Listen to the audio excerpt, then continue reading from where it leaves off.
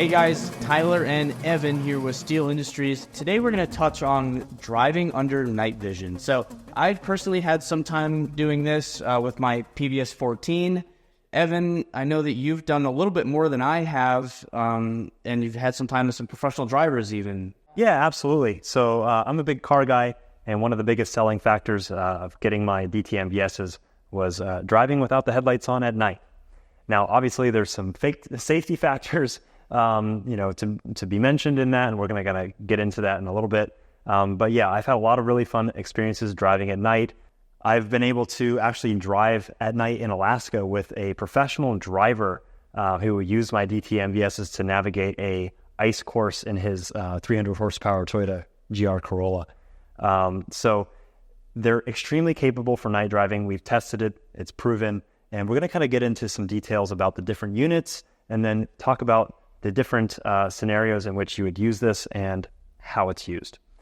So Tyler, if you don't mind telling me a little bit about a few of the different units we have here and maybe some of your experience with the PVS 14 versus the binocular setup, and then of course the big boy in the end here. Of course, certainly. Yeah, so starting off the PVS 14, the most ambiguous kind of night vision device there is, a super great entry point for a lot of people getting into this night vision world. Mm-hmm. This is what I still personally run. Like I said, I've driven a good amount with it, both on the road and off road. So I have found that it has been a little bit limiting because you're only looking through one eye, so your depth perception kind of suffers, and that's mostly in your head, actually. Sure, but I mean, if you close one eye while you're trying to drive, it really does throw you off more than you might think. So it would be something similar to that, I'd imagine. Yeah, but it's definitely doable, and I've done it.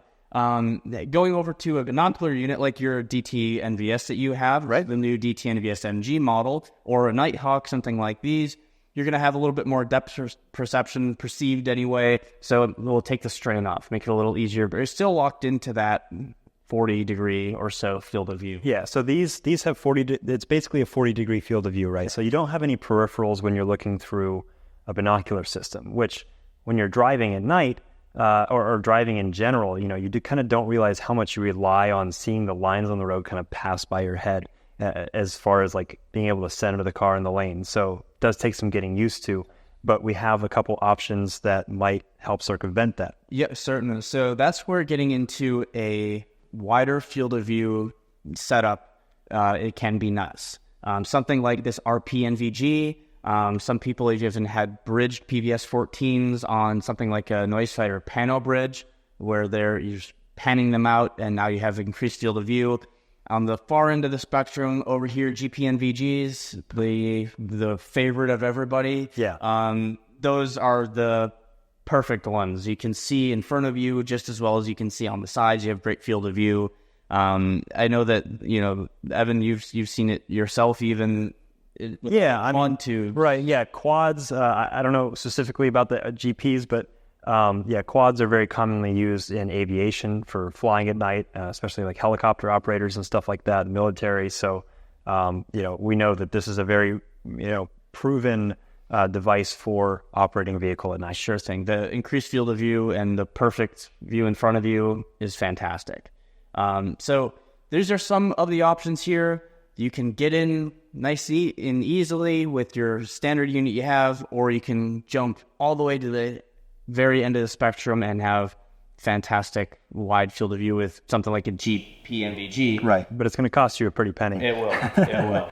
Yeah. Well, cool. So one thing we're going to talk a little bit about, and I think the most important aspect of driving your car at night with night vision is ambient lighting.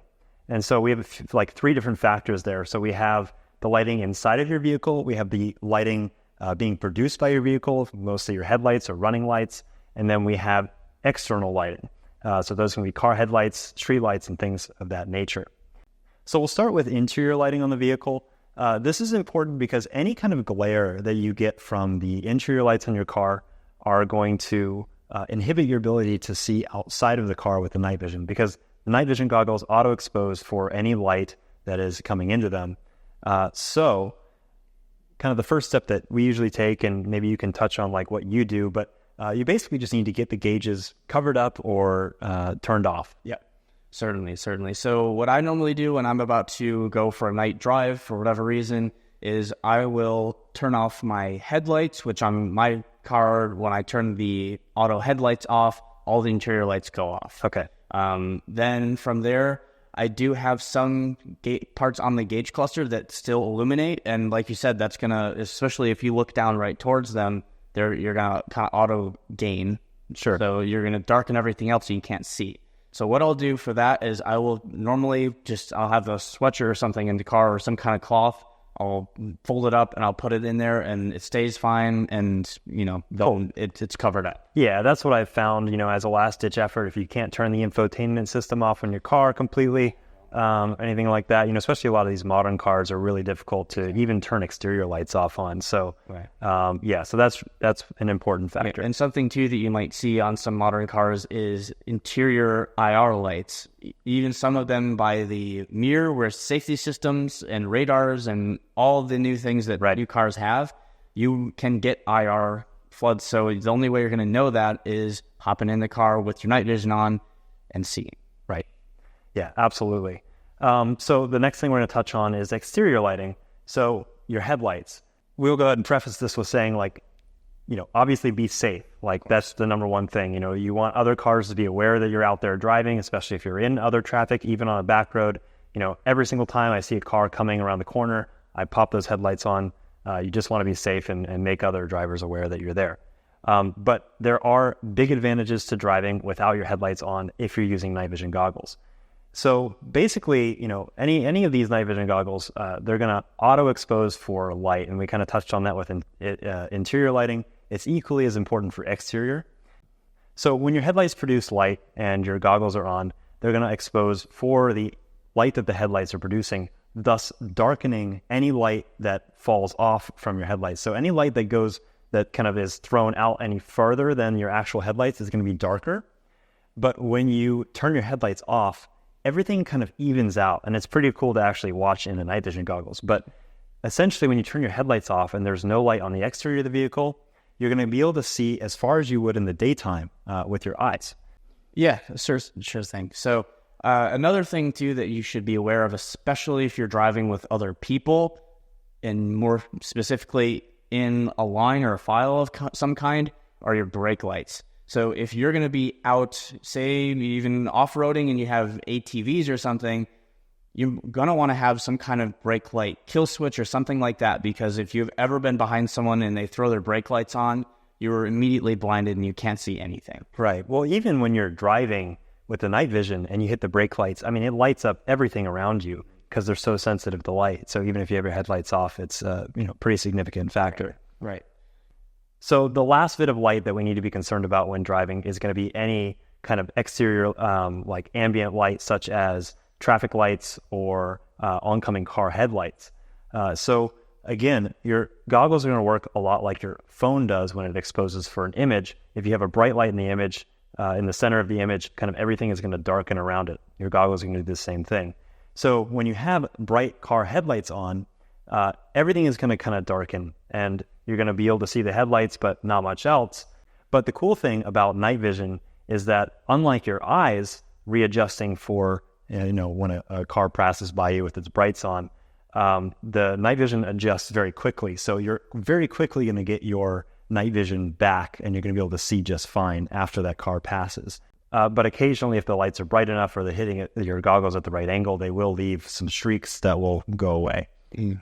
Typically with streaking like that, it goes right away, but you're going to want to be cognizant of that. Right. Of course. Yeah. Don't actively try to stare into an oncoming car's headlights. Sure. But yeah, that's pretty much most of the factors that you have to consider when driving at night. I'll touch again on field of view. With the DTs, the 40 degrees, it becomes a little harder to place the car exactly where you want in the center of the road. Obviously, with time and practice, you've done it with the PGS 14. You'll get there. But yeah, it changes how you drive, though, because when you are driving normally during the day and you need to check your mirror, you simply avert your eyes. When you're doing something with a PVS 14 or a goggle or even some of the panning options they have, you don't have that full field of view. Right. So you're going to find yourself turning your head a lot more just to do normal tasks that you didn't. So yeah, especially even if you come up to like a 4-way intersection or something, you gotta look right, you gotta look left. There's no glancing. I mean, it's a full body motion. Certainly. But overall, I've had a lot of like pretty cool experiences driving with the DTs at night. I mean, even especially up in Alaska, we've had the aurora lighting up the road before, which is pretty wild. I came around a corner one time with the night vision on, and there was a moose sitting in the middle of the road. And I'll be honest, I'm not sure I would have seen it without night vision. So I'm glad I had those at that point in time. So I do think that driving with night vision in the right circumstances, away from other vehicles, with your headlights off, is significantly safer than actually doing with your headlights on. But maybe you can tell me about some other options as far as adding active illumination into your car setup. Yeah, so there are a lot of aftermarket lighting options out there. I know that one that we've started playing with a little bit is, so I'm sure you'll be seeing some of them soon, are some IR options from Baja Designs. Okay. So they have a lot of options that we've seen where you can choose how the light is thrown. Okay. So you have some kind of general scene lights, and then you have some ones that have high throw. So some people, if you're going to be driving really fast off-road, then you're going to want to have some throw so you can see really far ahead of you. So essentially, you can have like a full-power light bar, that's infrared, so it's not visible to the naked eye. But, you can have it on, and it will light up the road very bright, and it won't blind other drivers. Right, yep. So we've seen a lot of their smaller pod lights that they have, so there are definitely some options up there. If you're looking to build out your car or, some off-road vehicle or something with full nighttime, setups, then something like those IR lights is something to look into. As well as, since you're in there already doing wiring and stuff, brake light kill switch. Oh, big one. Yeah, that's definitely my next mod. Need that, yeah, for sure. Cool. I think that pretty much covers, most of the aspects of driving at night with night vision. With my experience with my friend who's a professional driver on the ice, it's pretty much proven to me that you can be extremely precise, even with a regular set of binoculars. And from my own experience, I personally think that it's a lot safer. If you're in on a back road with no other traffic, you have your headlights off, you can see way farther down the road. Certainly. Being able to drive at night without any signature is really cool for a bunch of different situations. Yeah, so we've been out there driving a lot of times for hunting, other purposes like that where you don't want to actively be seen. So IR driving lights, as well as just driving your normal car under night vision, is a good skill to have. Just like everything, even your shooting or even just operating normally as a human under night vision, it takes practice. And you're going to notice little things like you have to turn your head more. And even that with your vehicle that you have, if you have a low roof line, that helmet might start to touch depending on, what you have. So just like everything, get out, use your night vision. Absolutely.